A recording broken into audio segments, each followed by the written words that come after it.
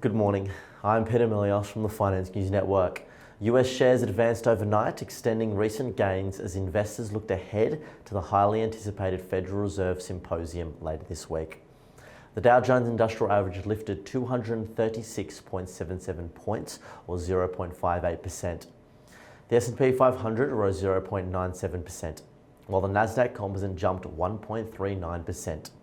The S&P 500 and Nasdaq notched their 8th straight day of increases, a first for both indexes in 2024. Turning to the US sectors, all closed higher overnight. Communication services and technology were the two leaders, closing higher by 1.44% each. Consumer staples recorded the fewest gains. Small cap stocks have continued to show renewed strength, closing higher by an additional 1.2% overnight. A continued rally in the Russell 2000 index could indicate a risk-on appetite among investors, driving the overall equity market higher.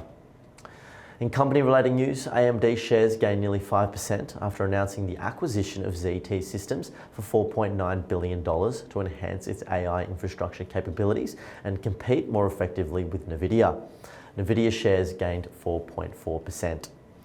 Estée Lauder's stock declined by 2.2% following a disappointing first quarter earnings report and a weak full-year outlook, causing investor concern.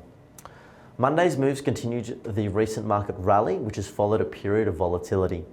Last week marked the biggest gains for the three major indexes this year.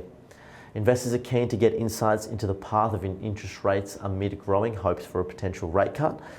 They will be closely watching the Federal Reserve Chair Jerome Powell's speech at the Central Bank Symposium in Jackson Hole, Wyoming on Friday.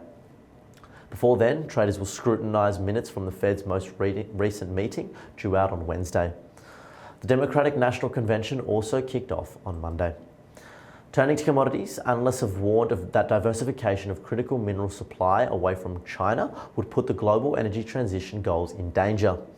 The firm stated that China's removal from the world's copper supply chain would create an $85 billion gap for Western economies to fill. Looking ahead to the Australian landscape, the SPI futures are pointing to a 0.5% gain. Thank you for listening and have a great day.